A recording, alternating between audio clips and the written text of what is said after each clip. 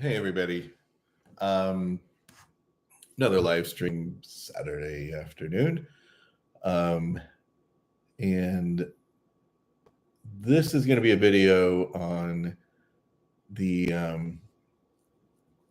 whether or not you could think of it MBTI or personality types in general as quote unquote scientific, right? Is there some sort of scientific basis for typology and MBTI and all that kind of stuff? And really, more importantly, I'm going to talk about that, but probably more importantly is even if it's not, or if there's really no scientific basis for it, and there might never be, and we'll talk about that, then how should you be thinking about it, or how do you get any sort of value of it out of it if it's not quote unquote scientific? Um, and I'm going to make the argument that even though there's even though it's hard to say that there's some scientific basis or sort of match the satisfy the exacting standards of what makes something scientific versus not scientific, that there is still some use to get out of it. And not only that, but I think we as a, well, I guess as a Western society, um, have this sort of overemphasis on only relying on scientifically objectively true information, um, and tend to disregard anything that can't be proven scientifically. And I'm not even talking about like religion or metaphysical spiritual type of stuff, but just everyday types of things that we claim to quote unquote know and put some sort of trust in that knowledge, but they themselves are very unscientific, and I'll get into examples about that. So a few sort of FE sort of things up front, to sort of temper, manage expectations. This is going to be sort of all over the place, covering various topics, like most of my videos probably. But bear with me. Eventually I'm going to get to the point of, you know, what's the point of doing all this typology stuff, and what can you get out of it, even if we sort of come to the conclusion that there's really no scientific basis for it. Okay, or that you can't prove it scientifically is probably the better way to phrase it here. And of course, I'd be interested in your thoughts. Feel free to leave comments and or respond, or however you want. Okay, is this on? Okay, I want to make sure my mic was on here. All right, so to start off with, this is really motivated by the fact that a couple of videos popped up in my YouTube stream talking about whether or not MBTI is quote unquote scientific. And I took that as sort of a sign from the universe to sort of talk about it, because I've been meaning to for a while. And it gave me some ideas of how to sort of approach it and how to talk about it. So there's some sort of Jungian synchronicity going on out there, which we might talk about in a minute here. So, and then first of all, when we talk about whether or not something's scientific, I could spend hours talking about the scientific method and whether or not you have a, testable hypothesis, and whether or not your hypothesis is falsifiable or not. And there's plenty of stuff on the internet about all that. I don't want to spend too much time beating that horse, because then it'll just take too long to sort of establish what has already been established. Whether or not something is quote unquote scientific has all these sort of conditions. And so look up the scientific method if you're interested in that, or you want sort of a general background on it. But it really boils down to, the fundamental question boils down to whether or not our description or our observation of the world is objective. And that means in the sense that it's independent of any observer or actor. Okay. And so you could think of it on a very large scale, like, the planets rotating around the sun. They would be rotating around the sun, whether in the same way that they do, revolving around the sun and rotating on their axes in the way that they do, even if humans didn't exist, right? That's the argument, right? So that there are these basic rules of nature or principles of nature that apply whether or not there's any sort of observer there to observe the phenomenon, right? Now, that being said, I know there's a lot of theories out there these days about whether or not there really is an objective reality, or if, it's all just sort of a manifestation of our consciousness, right? There's the simulation, or one of the versions of the simulation theory out there that, when you don't have a conscious observer observing the environment disappears, right? It's like you're in a video game, and if you're not in a particular room at the time, that room doesn't really exist until you walk into it, and then the computer system sort of renders it, right, and makes it visible and brings it into existence, right? And so the room that you're sitting in right now, once you walk out of it, if there's nobody else in there, then it disappears, right? And the argument being that whatever consciousness is making that happen, right? Is making the environment or whatever room you're in appear to the observer. Okay. Now, okay, that's fun to talk about. I don't know how it explains security cameras that, presumably don't have any consciousness, but yet we still can see hours and hours of videotape from a security camera. And so either consciousness is going back in time and creating that environment through the security camera or through our watching of the videotape or the recording, or I don't know, or that theory just doesn't hold up. So anyways, point being, I don't want to get too off track. So point being that I understand that there are arguments that there's no reality, but let's just say for the sake of argument that there really is an objective reality that's independent of the observer. And at least in the non-quantum field, okay? We'll put all those arguments aside. All right.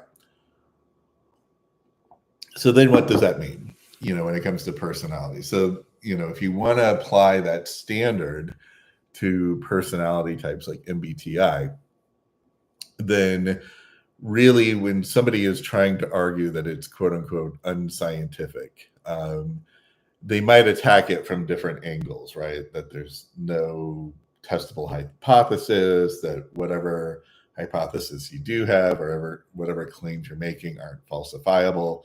That's all well and good. That's a way of attacking it from different angles.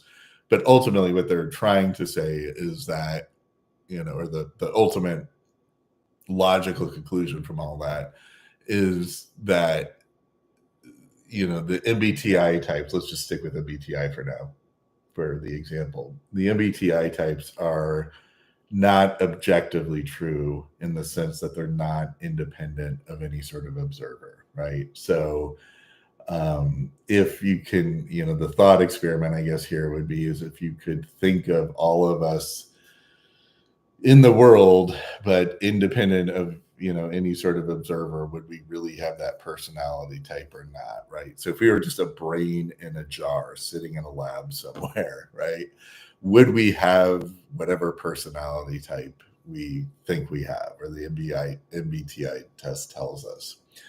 And then not only that, but, really what's going on is, whether or not any of this stuff is independent of an objective observer. Okay. And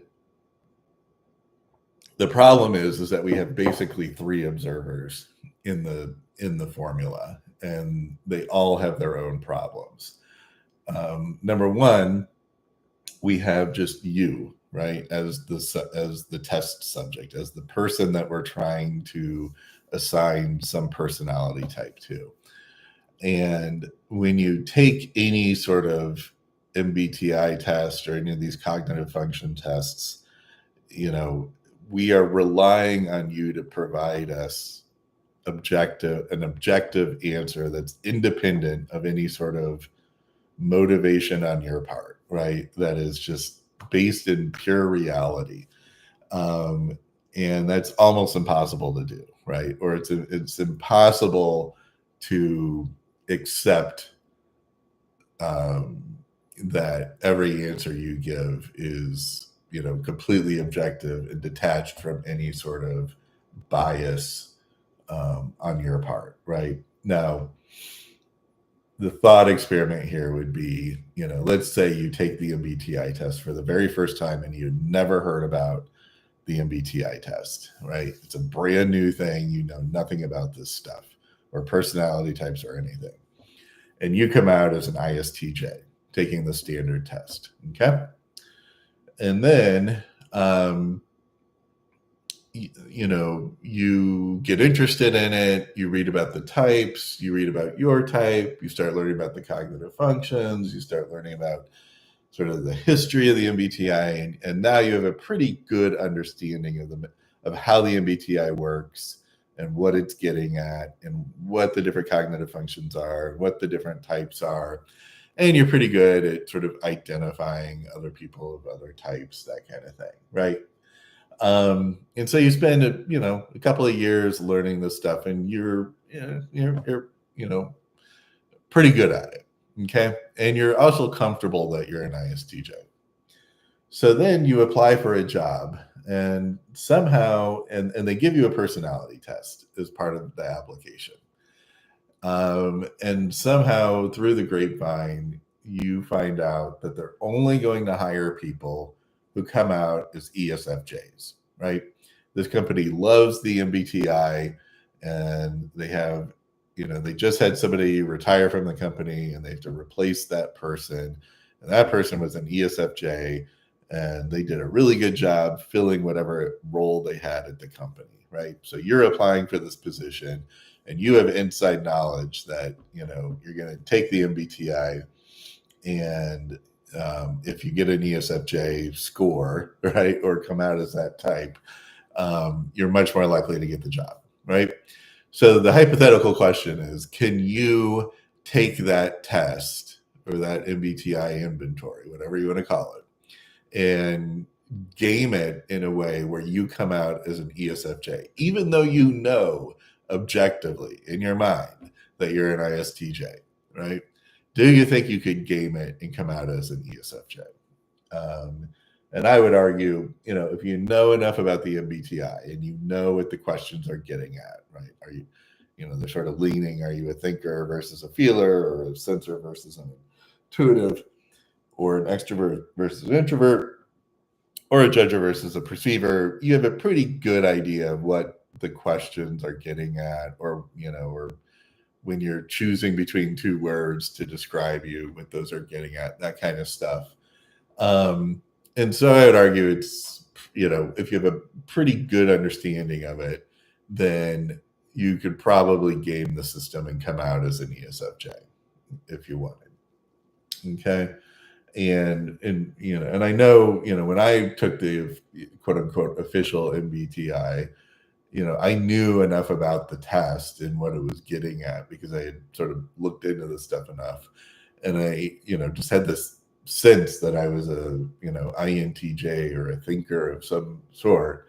And so every time I got one of these thinker versus feeler type questions, I would just, give them a thinker answer. And it wasn't even because I was trying to come out that way. It was just, I just sort of thought of myself that way. Right. And so that's an obvious inherent problem with the inventory, right? I mean, it's not like we're measuring, brain activity or, blood flow or, your galvanic skin response or anything like that, right? Or your heart rate, anything that's sort of objective and things that you theoretically can't control, right? Okay, so you get that problem, right? And what cracks me up is when people who just sort of have this inherent problem with the MBTI and they're trying to prove that the MBTI is worthless. There was a pretty famous article going around by sort of a pop psychologist guy who was trying to trash the MBTI. And what he did is he took the test one day and then he took the test like 2 weeks later and came out with the exact opposite results. Well, of course, right? Like if you're not going to answer the questions objectively and truthfully, it's very easy to come out with, different types, right? I mean, nobody is claiming that it's like measuring heart rate or anything that you can't control. But I think his larger point, is sort of the point that I'm making, is that whatever answers the subject or the test subject gives, the person you're trying to type gives, they are inherent on that person and their bias, and and you can't really take their answers as being quote unquote objectively true.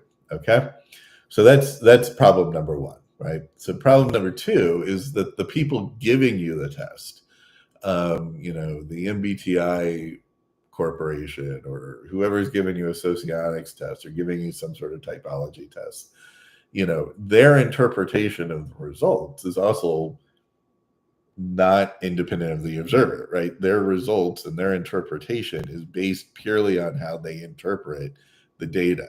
And not only that, but the questions that they decide to ask you, right? Are these questions really getting at whether you're a thinker versus a feeler, right? We tend to put some faith into it and think that, they are really asking what they think they're asking. This is the question of validity, right? In a test, whether it's actually asking you or whether it's actually measuring what it claims to be measuring, right? So the questions that they ask, are they really asking you, a question that gets at whether you're a sensor versus an intuitive, right? And so if you answer, let's just say, a sensor question as being a sensor, and it puts you higher on the sensor scale, the sensor end of the continuum, then do we really trust that, right?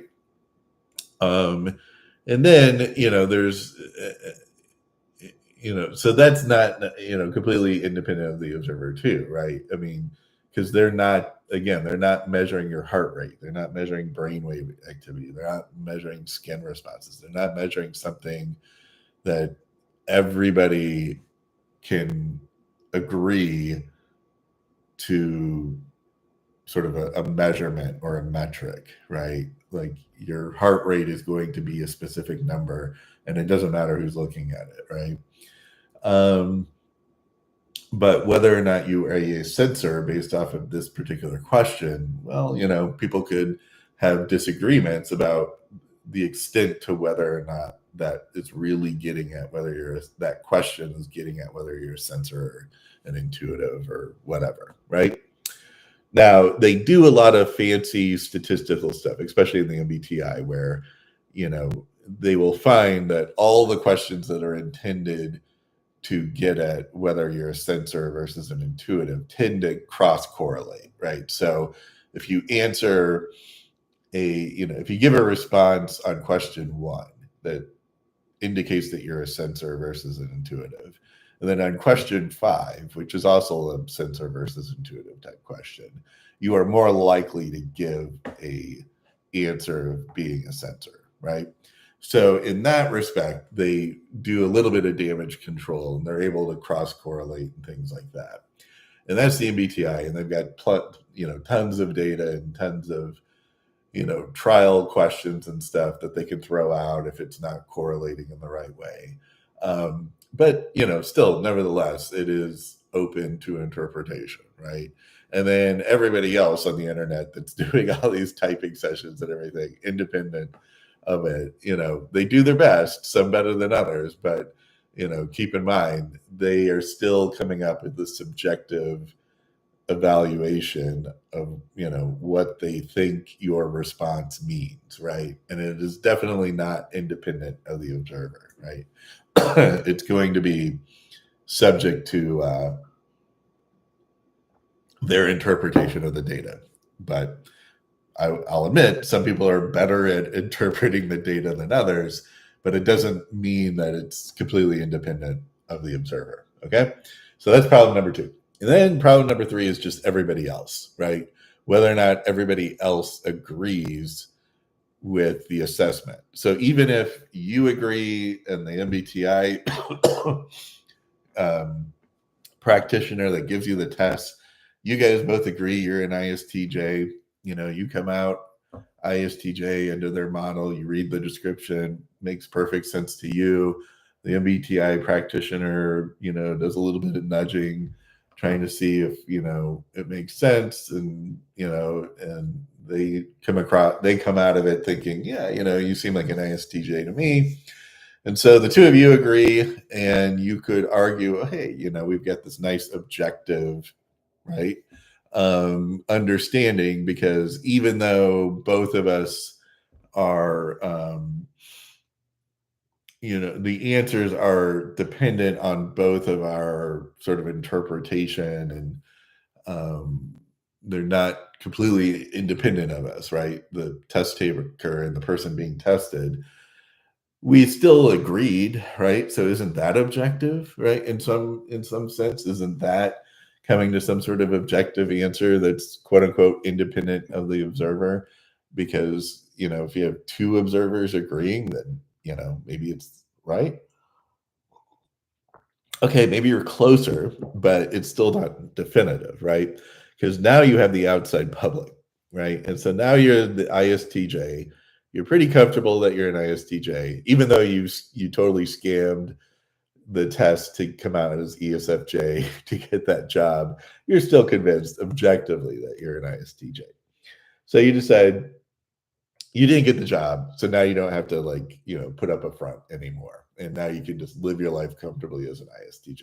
Okay, so now you decide I'm going to start making a YouTube channel on being an ISTJ, and what being an ISTJ means to me, and all the MBTI stuff, and all these, what you see in all the YouTube channels, right? But you're an ISTJ, so you're kind of rare, and maybe you'll get a lot more hits. And then, you start putting out videos, and then the rest of the world just swarms down on top of you and starts saying, you're not an ISTJ, you're an INFP, clearly. You've got introverted feeling, and it's your dominant function, and your extroverted thinking is your 4th function, and you're way more of a, extroverted intuitive than you are introverted sensor or whatever, right? Like all the arguments that you're going to hear where they've got really no basis for it other than watching 10 seconds of your video, right? And they get that sort of immediate right brain reaction.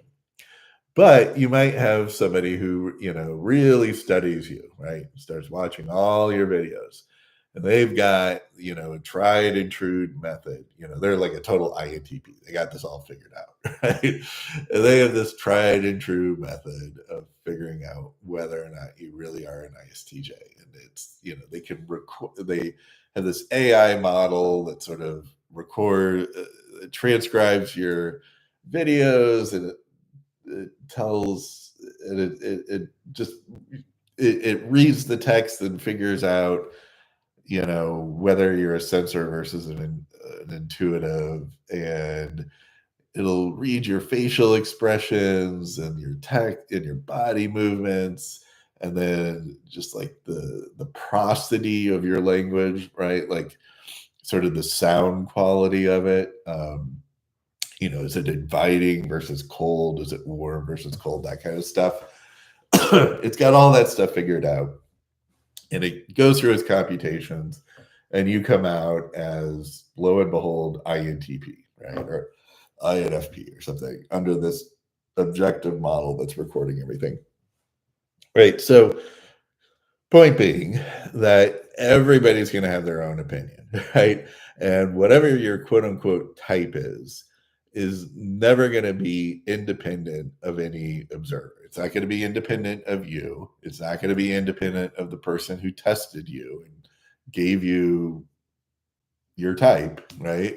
And it's certainly not going to be independent of of everybody else in the world, right? And even if we decided to remove you from the equation, right? And we just said, okay, instead of giving you the MBTI test, we're going to go to your family members and your close friends and your coworkers. And we're going to ask them to answer questions about what they think about you, right? And hopefully you already see the problem with this, right? You act very differently around your family versus your coworkers versus your friends. And then not only that, but your mom and dad might think of you, they might think of you as, the nice, sweet ISFJ that they raised when you're totally, the crazy ESFP that they know nothing about, right? And so they're gonna have very inherent biases in their answers because they're gonna, answer what they want you to be or what they think you are versus maybe what you really are. Friends might be the same way, right? But in the opposite direction, right? Like your friends know you as the crazy ESFP, and there's no way they think of you as the nice, sweet ISFJ, right? But your coworkers might see that nice, sweet ISFJ side to you because, they've never seen you out, you know, acting like a crazy ESFP, right? And so you get the results back, and then you come out as ISFJ, right? Coworkers, I think I might have said ISFP, I meant ISFJ, but your coworkers think you're an ISFJ, your parents and your brothers and sisters think you're an ISFJ, but all your friends think you're an ESFP, right? So what do you make of that? And but when you put them all together, it sort of averages out and you come out as ISFJ. I mean, but is that objectively really your personality? Right? So even if you try to be objective and take you out of the equation and ask other people, you're going to have these problems, right? So in this sense, this is why personality types and all that don't really pass the scientific standard because they're not really independent of the observer, right? Now, you might be thinking, well, what about the big five model? Academia tends to, accept that where they don't accept MBTI. And there's a couple of reasons for it. I don't think the big five model or the oceans model is any more quote unquote scientific in this sense. I mean, it still has the same problems, right? The person responding, they're going to have their own biases of whether or not they're conscientious versus, high or low, that kind of thing. And in one environment they might give you responses that make them look very conscientious, like if you give it to them at work, right? Versus just sort of doing it online for fun with their friends. They the different settings can, or context can affect it. Now, the big five tends to get a little bit more academic, recognition, mainly because it's on this continue, like each of the traits is sort of on a continuum, and they don't, and then they try to correlate that with other things that are on a continuum, like your IQ or you know, or how they relate to each other, right? Like if you tend to be conscientious, you also tend to be agreeable, but they're supposed to be independent of each other. Or narcissism scores, things like that are supposed to be on a continuum, right? So if you're conscientious, are you more likely to be a narcissist? Are you more likely to be, have Machiavellian traits, that kind of stuff? And so it's really used to sort of do cross correlations and not so much to give you sort of a type description, right? Like you're an ISTJ, and here's what it means to be an ISTJ. You have all these different qualities, right? They just sort of take it at its face for the most part. So that's why it tends to be a little bit more accepted, but it still has all these bias issues, right? That can creep in. Again, they try to use questions that cross-correlate to sort of get rid of some of the bias, but they're never really going to get rid of all the bias. And, you know, whether or not objective observers or whether or not the results are independent of an observer. Okay. So hopefully I made my point, right? And so all of the discussions and everything about whether MBTI is scientifically valid or not, you know, you're probably just never going to win that, right? Um, because there's a very exacting standard of whether or not some body of knowledge or classification scheme or whatever is quote unquote scientific. In other words, independent of the observer. And it's sort of a losing battle. So then the question is, well, do we care, right? I mean, if it's not scientifically valid and it's not objective in the sense of, independent of the observer, then is it completely worthless, right? And I would say no, not at all. And this goes back to my point of, as a society, over the last 100 years, we've become way more enamored with sort of, the scientific method and, whether or not we can know things to be true if we can't scientifically, quote unquote, prove it, right? Or if there's no scientific evidence for it. Now, for a lot of things, that makes sense, right? I mean, I think it is a good thing to have that sort of framework or perspective in general, right? I mean, it gets away from a lot of the,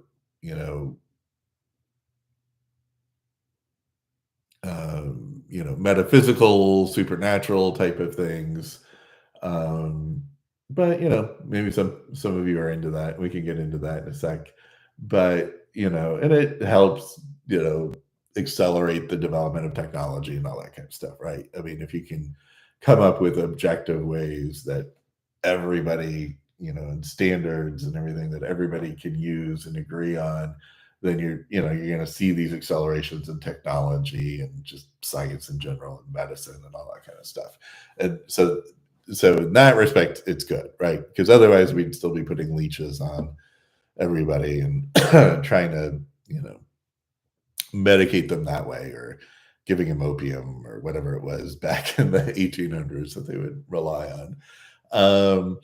And well, we kind of still give people opium, but just in a disguised form. But that's beside the point. But anyways, without the scientific method, we wouldn't have, advanced on those dimensions, right? But there's plenty of other things that are not going to be objectively true, independent of the observer, that we tend to agree with every day and not really think about it. And a couple that come to mind is, number one, the law, right? We all have sort of a trust or belief that most laws, maybe not all, but most laws are sort of objectively good, for society. But, if you use the exacting standards of whether or not you could scientifically prove or provide scientific evidence for one law being better than another, you're going to run into the same problems that you run into with MBTI and personality stuff, in that ultimately it's not independent of any observer, right? And people have disagreements about the law all the time. That's why we have courts. That's why, the courts aren't there just to figure out whether or not somebody is guilty or did it, did the crime that they're accused of. I mean, that's a large part of it. But another huge part of the courts, is whether or not a law, how to interpret a law, right? You've got company A and company B who are reading the same law out of the same book, right? But they have very different interpretations of what those words mean, or what the end result is, or whether or not company A is in violation of what those words are saying, right? or if company B is, all that. But the point being that, very reasonable minds can disagree about what the words on paper mean. And that's why you have courts, is to settle those disputes.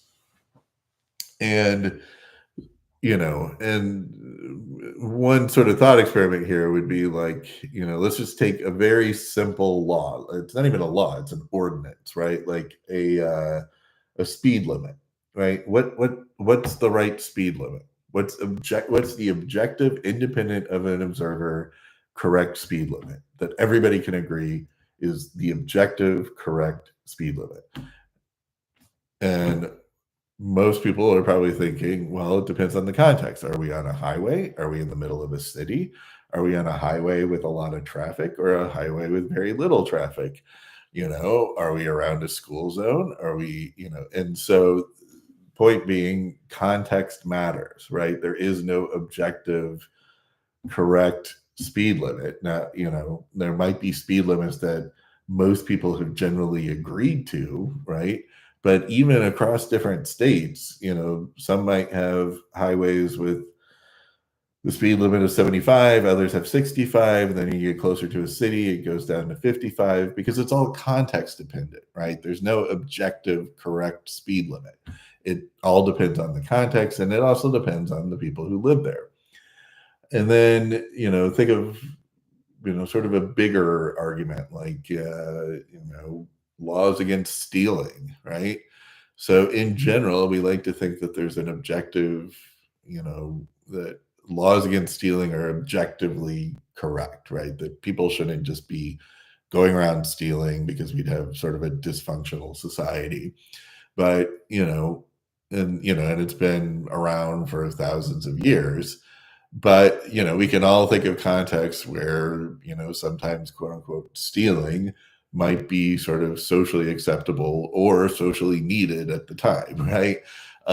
Like, if you're trying to stop some bad guy or whatever, and you have to steal, quote unquote, steal somebody's car to get them, the overall benefit to society is better, after you stole this car and caught the bad guy, versus if you had just sort of, followed the rule as is and let the bad guy get away, right, without stealing the car. Those sorts of things can happen, right? It's all very context dependent. And so,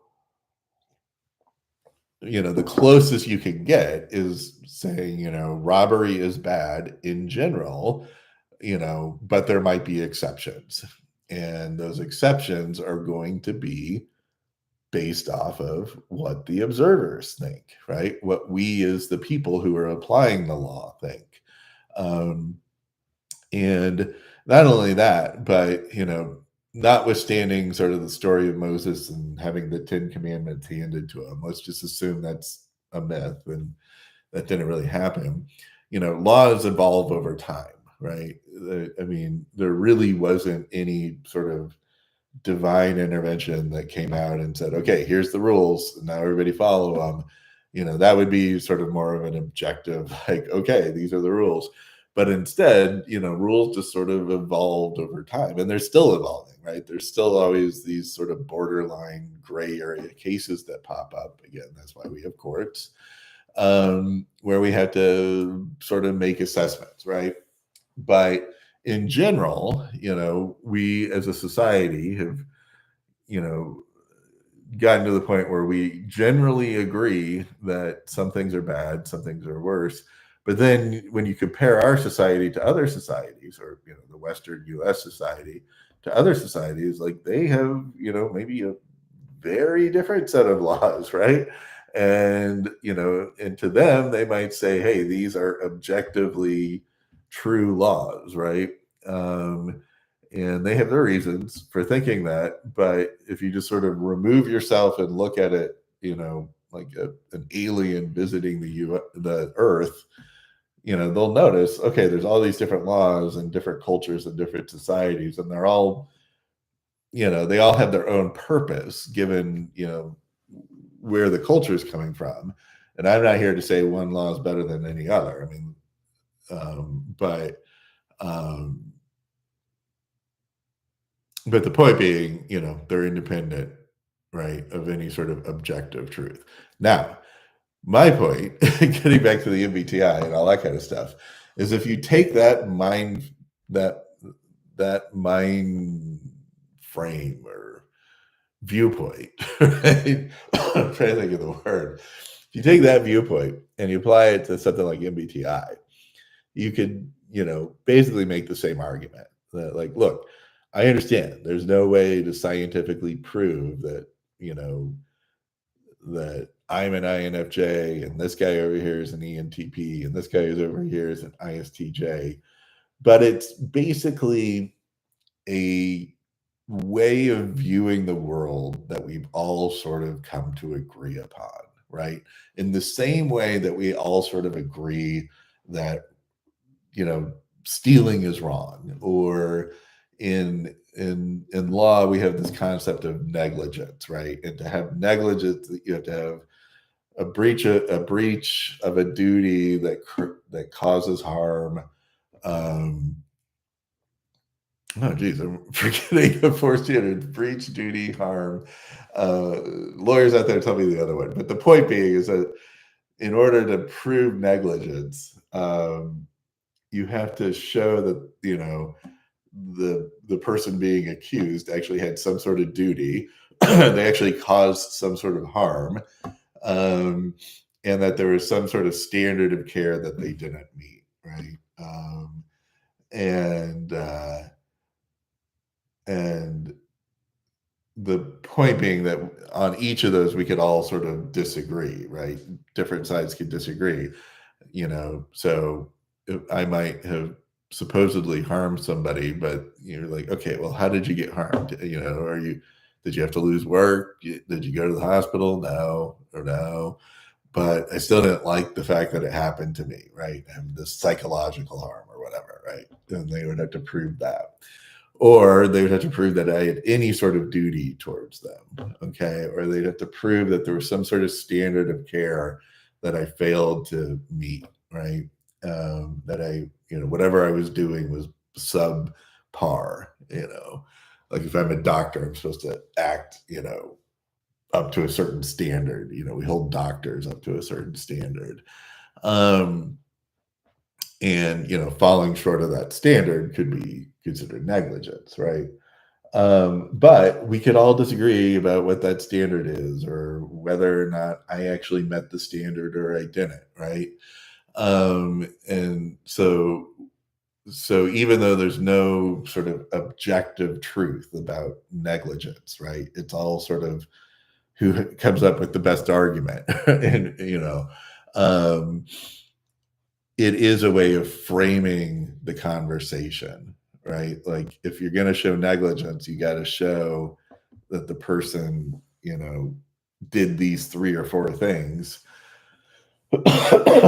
And that's how we define negligence as a society, right? Did we have to define it that way? No. But just over time and over hundreds and hundreds of years of common law and everything, we just sort of decided to accept that as the standard. Okay.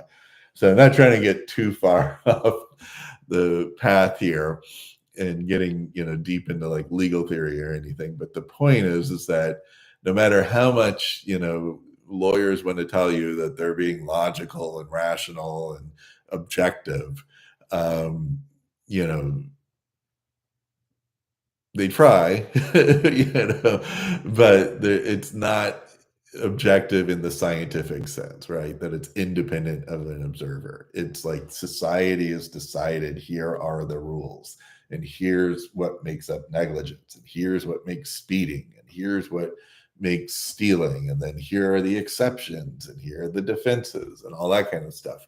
That all develops over time. And personality stuff should be thought of like that, right? Where, okay, it might be impossible to prove that anybody is an ESTJ, right? Beyond a shadow of a doubt, in a scientifically falsifiable kind of way. But it's more of a, how do you prove something in court, right? It's a preponderance of the evidence, right? It's more likely than not that they're an ISTJ or an ENTP, Or another way of thinking of it is this person's an ENTP, and you have to give me a lot of evidence to convince me otherwise, right? Um, and it's more of a beyond a reasonable doubt kind of standard, maybe, right? For some of us. So again, in the law, if you want to prove that somebody is guilty of, murder or, a criminal offense, it's got to be beyond a reasonable doubt. So in other words, the jury all basically agree that this person did it, and there's no reasonable doubt or there's no reasonable explanation that they didn't do it, right? um and but it's not saying that there's no explanation, that everybody is 100% sure that this person did it, right? They might be 95% sure, 99% sure, but there's really no reasonable explanation, right? That this person didn't do it. So in other words, you've got somebody, who's on trial for murder, and they have a videotape of the person actually doing it, and then he says, "Hi, it's me," right? And then you've got like all the evidence that you need for a pretty solid conviction. But they could always make the argument, "Oh, that wasn't me. That was Tom Cruise dressed up like me, um, using the sort of Mission Impossible makeup effects, right? And I'm just being framed here." Now, is that a reasonable doubt? Probably not, right? Unless they showed a bunch of evidence, right? And they showed like Tom Cruise putting on the mask and all that kind of stuff. Um, then they might have there might be something there. But the point being, right, you could always come up with some sort of argument for why it's not true, right? Why the person didn't, why you think the person didn't commit the crime, but it's got to be a reasonable explanation. It can't just be any explanation, right? That you come up with your any stuff. So when you're thinking about the MBTI and all, like, and personality and stuff like that, you use that sort of framework, right? Don't get bogged down with the scientists out there who want to, throw the baby out with the bathwater, just because it can't be scientifically proven. And fine, we'll accept that. Doesn't mean there's not any use to it, right? I mean, that would be like saying, well, there's no way to prove that these laws are objectively true, right? So we might as well just not follow them. Okay, well, what would the point be there, right? um and so so I think I'm going to do a follow-up video just to sort of break this up into sizable chunks on, okay, so now that you sort of think about it that way, then what sort of use can you get out of it, right? Um, so, and I might dig a little deeper into this sort of ways to think about it, because the other thing I want to mention, sorry, for those of you who thought I was done, the other thing I want to mention is, in addition to sort of the law, and us thinking of the law, we also think of like economics and like the market, like the stock market and economics in general, in the same way, where you have a bunch of economists who try to prove mathematically that such and such is the case economically, that if you pull this lever and push this button, then you're going to produce this outcome. But, after years and years of trying, even like the hardcore economists have sort of, waved their hands and been like, okay, well, we're never really going to have an exact science here, right? There's a popular joke of, how do you know an economist has a sense of humor? And it's because he uses decimal places, right? And the joke means that economists have this like inflated sense of precision, right? Where they think they really are measuring some objective force out there in the universe, when really it's all subject to the same problems, right? It's all subject to independent of the it's not objective where it's independent of the observer, right? You have all these observers, all these actors acting on the economy, acting on any sort of economic system, that it's never going to be objectively true. And here's a good example. It's not really economics, but it's sort of tied. So I could ask you, what's Apple's stock price right now, right? And you can look it up on Google and it'll give you a dollar amount. Let's just say it's $150 per share, something around there. Now, is that objectively true? Is that objectively what Apple's stock is worth, right? And for years and years and years, there were, these stock market experts, again, because they thought they could reduce it down to a science, an objective science, that would basically, they have all these formulas and they figure out, okay, how much money per share or how much profit per share does each company make, right? So you take all the money that they made over the year and you subtract out all their expenses, their employees and taxes and buying stuff and all that kind of stuff.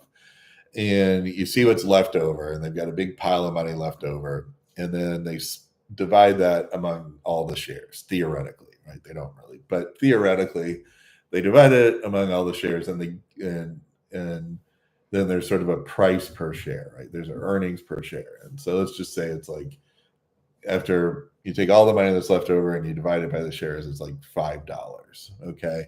So theoretically, everybody's supposed to get $5 for each share per year in dividends or distributions. Okay. That's a very, very simplified way of looking at it. But this is how they sort of looked at it. And they're like, okay, so the earnings per share should be $5 a year. And I'm willing to hold on to these shares for 15 years, right? Like I'm an insurance company or a pension plan, long-term liabilities. I'm going to hold on to these shares for 15 years. And then after 15 years, I want to start making money on it, right? So you take 5 times 15, and that would give you a certain number. But if it's 150 per share and you're still only getting $5 per share in your earnings, that would be 30 times, right? So in other words, I would have to own this share for 30 years before I start making any money off of it, right? Because I paid $150. I'm getting about $5 per year. And so over 30 years, I'll finally get my money back. Now, of course, we know that's not true because the stock prices go up, they go down. Lots of things happen, but that's sort of the objective way of figuring out the stock price. But none of that's true, right? There are so many other factors that go into figuring out a stock price, and that's what's happening in the market overall, what's happening in the industry, what's happening with this company. Are they having a bad news day or a good news day? Do they have some new product that they're releasing? What's happening just in general with investors? Are they moving out of stocks and into bonds or into gold or other types of investments? Just all kinds of things are affecting just one stock price. And so there's no way to objectively say, independent of an observer, that this is, truly worth $150. But we, as a society, as a capitalist market-based society, have agreed that, okay, the market will figure it out, right? And there's all these factors and all these things that go into it that we cannot ever think of measuring, right? And even if we tried to measure it, we would just screw it up because, sort of the act of measuring it will change it, kind of thing, right? And so, but, we've sort of agreed that, this is how we'll figure out the price, and it's basically just supply and demand, like how many people want to buy it versus how many people want to sell it and at what price, right? So point being, it's things that people out there like to think of as objective and scientific, and they're not at all, right? And so when somebody wants to say, well, the MBTI is unscientific, it's not provable, it's not falsifiable, you can't test it, blah blah blah. Fine, okay. Same thing with the stock market, same thing with economics, same thing with the law, right? But we, as a quote unquote community, have all sort of agreed that here are the general descriptions that we've come up with, and here's our general definitions of what it means to be an ESTJ. Now we can disagree on those definitions, and that's fine. That's all part of the fun of it. That's the discourse, right? And that's the same way the law evolves. Is reasonable people disagree on what they think the law should be, and you either let the people decide, right, and vote, or it goes to court, or you have some government agency come out with a regulation and says, okay, here's how we're going to interpret it going forward, all that kind of stuff. But somebody's got to make a decision, right? In the MBTI community, there really is no ultimate decision maker. It's just we just kind of figure it out ourselves. So it's a little bit more like a market-based economy, right? We don't really know if Apple's share price is really 150, if it really is worth $150. But through all the interactions, all the little interactions that add up, and the price just sort of emerges out of that. And same thing with, what does it mean to be an ESTJ, or what does it mean to be an INTJ? You have all these different opinions, right? And there's some that really resonate with you, and there's some you agree with, and then there's some where you're just like, that makes no sense to me. And, but you sort of rank order them in your mind using your little FI and your little TI, and you're sorting it all out. And then you just sort of come up with something that makes sense to you, with the understanding that, it's your definition, right? And hopefully it's got a lot of overlap with the way other people see it, but words don't have defined boundaries, and I can say one word and you interpret it one way and somebody else interprets it another way, and it's like a game of telephone, and just it will sort of ripple through the way the two people think about it, and they could come up with completely different conclusions. And that's just the way it is. That's just the way that metaphysical descriptions and manifest themselves, or it's just sort of what you have to be willing to live with when you do this kind of stuff.